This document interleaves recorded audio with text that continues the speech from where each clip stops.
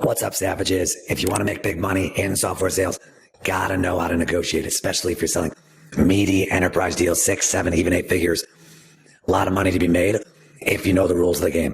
So what I'm going to walk you through is in this video, this is part 1 of a 3-part series, what the data says around negotiation and why you should care, how to set yourself up for success, and then walk you through the negotiation life cycle. And then in future videos, I'm going to walk through the different levers that are available, and then also walk through my 10 commandments of negotiation and even give you a template.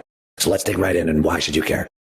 The biggest mistake that a lot of people make when they think about negotiations is they feel like they have to quote unquote win or beat the opponent.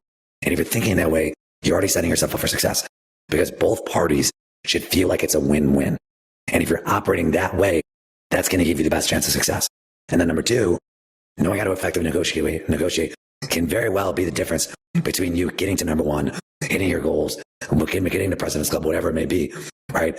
I know many people that miss their quota or miss President's Club by, $20K, which is nothing in the grand scheme of things. That little thing could have come down to just negotiating a little better in one of your deals. So that's why you should care. So what are some statistics to back up the value of this? Well, only 26% of people that negotiate say they know the questions that they're going to ask in advance. Think about that. If I'm going to be negotiating, shouldn't I have a method to the madness in the questions thought out in advance?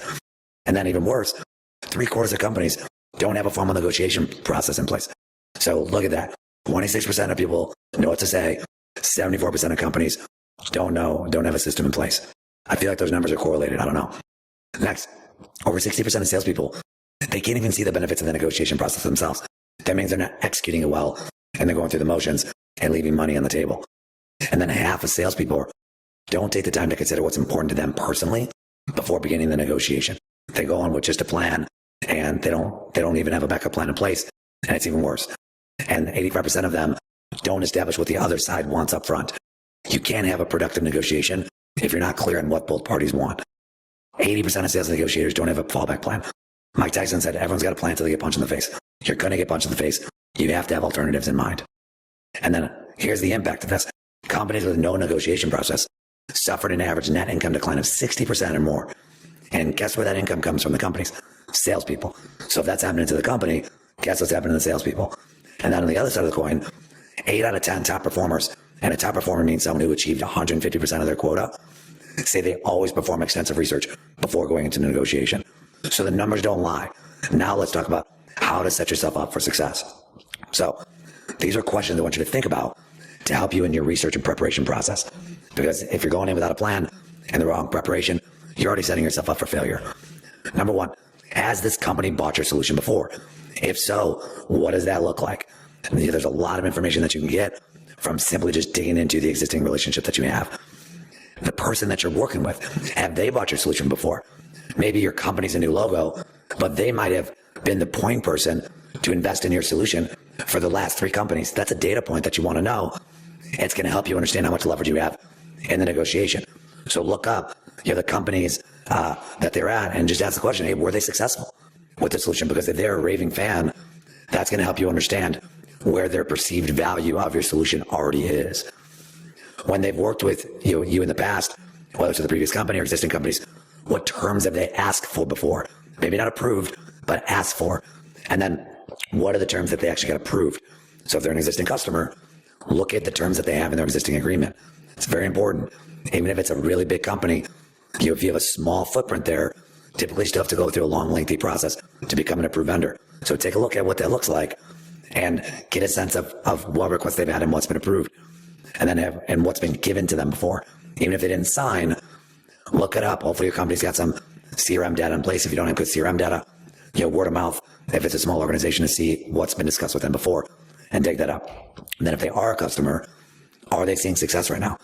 You have a lot more leverage to expand a relationship with someone who's already seeing massive value out of your solution. So get a sense of what that looks like. Talk to customer success. If you have data around their usage, right? If they have quarterly business reviews, with their customer success person, learn about them, hear what's being discussed, get a sense of that. It's going to really help you prepare and have the right mindset going into the negotiation. So how do we make the most of our interactions with the buyer? Well, here's some questions you can ask yourself for that conversation specifically. Number 1 is, why are they buying? Do you know the 3 whys? And the 3 whys are, why anything, which is what's the problem they're trying to solve? And then you're looking at, why us? What makes us uniquely positioned to solve the problem? Why are we the best option for them? And then why now? Are you clear on the 3 whys? Because that's going to go a long way to help you really answer this question, which is going to help you at the negotiation table. The person that you're working with, are they very logic, analytical, data-driven, or do they operate off their gut? That's going to be important because that can impact how you communicate with them and how you work with them. Do they have a big ego? Believe it or not, that's something you need to take into consideration. If someone's super type A, my way or the highway, right, you don't want to respond to them saying, no, it's my way, because you're just going to butt heads, and you want to position yourself as a partner to them, not someone who's trying to fight them. So understand their ego, their communication style. That can go a long way to help you really have a partnership with them through the evaluation versus a battle. Do you understand what's in that for them personally? Do they have a bonus tied to this? Do they have a promotion that they're gunning for with this project? Right. Get a sense to get to know these people personally. And if you can understand what's in there for them personally, then go a long way to help you understand where their head's at in the evaluation. What do they care about most? There's levers when it comes to the negotiation table that you have and they have. So ask them, do you know what their big levers are? And educate them on them. And I'll talk more about that later. But do you know what they care about most? Because that's going to help you prioritize what you give and what you don't concede to at the table. Are they signing or someone else signing? Very, very, very important. If you don't know their decision-making process or their approval process, it's a great opportunity for you to ask that question. Once they agree to the terms, are they able to execute, or does that need to go to someone else? Because if that's a gatekeeper, then you don't want to negotiate them in the first place. So that's why you want to understand what is their decision-making process, their approval process, get that out up front before you begin the negotiation process. And then how would they define success? What are their success criteria for a successful partnership, a successful negotiation, all of the above? Get clear on that up front and just ask those questions, both internally and ask them, hey, how would you define success for this partnership? All right, it's going to go a long way to help you get on the same page with them going forward. So those are the questions to help you set yourself up for success.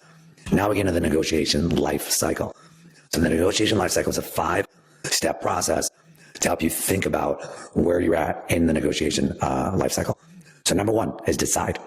You need to identify the issue at hand, define the problem, decide to negotiate it, demand or agree. Here's what I mean by that. You don't have to negotiate. Most reps assume that they have to negotiate. You don't have to do that. So step 1 is deciding if you're even going to be willing to do that. If they want a lower price, you can very easily say, no, the price is the price. We don't lower our price. Right? That's the demanding.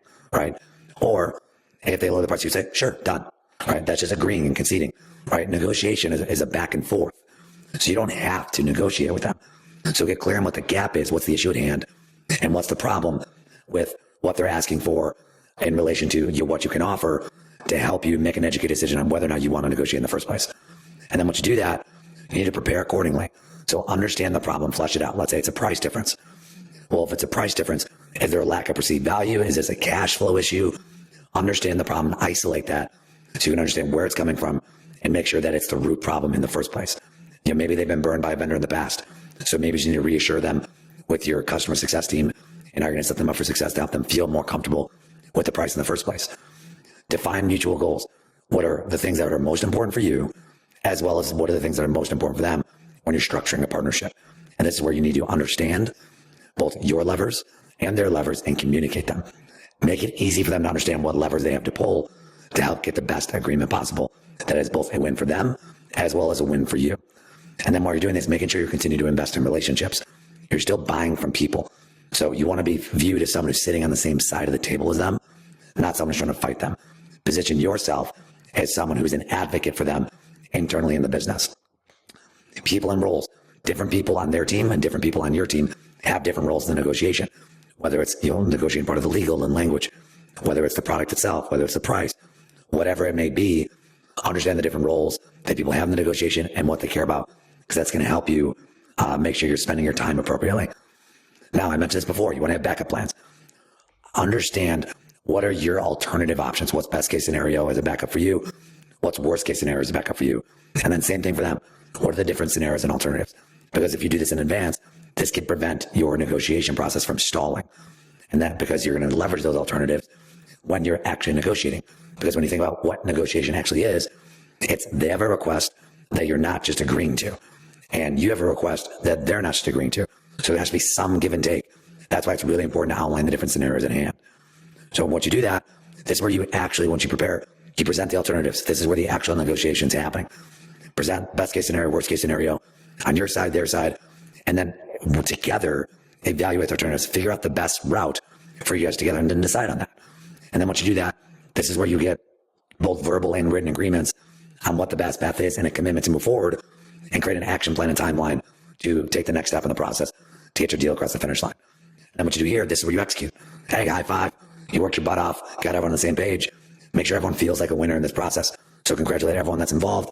Obviously, of course, this is making sure the agreement is executed and then making sure you're following through on the implementation plan that you have in place that you built for them. And then this is step 5, often not thought about by sales reps, but follow up and nurture the relationship. Check in on them 30 days later. Don't just assume, don't just have the sale and then, don't check in on them again, because that can cost you the ability to ask them for a reference in the future, cost them the ability for them to refer you to other customers. Easiest way to get into new doors is to get warm introductions. Burns the chance of you getting upsells or cross-sells in your account. It's also bad sales karma. So that's what I would say for you, is making sure you're nurturing the relationships. So that's the negotiation life cycle. What I want to leave you with is a quick exercise for you to think about. And the exercise for you is, what's one takeaway you have from the negotiation life cycle, whether you learn something new or it's validating something you already know. And then the next, take a minute to think about, hey, what's one way you can improve how you set yourself up for success based on what I just walked you through. So let me know. Throw it in the comments. And if you have any questions, let me know. My name is Justin J. Johnson, founder of the Beautiful Savage Sales Academy. Use this, implement it, go burn it down. I'll see you in the next video.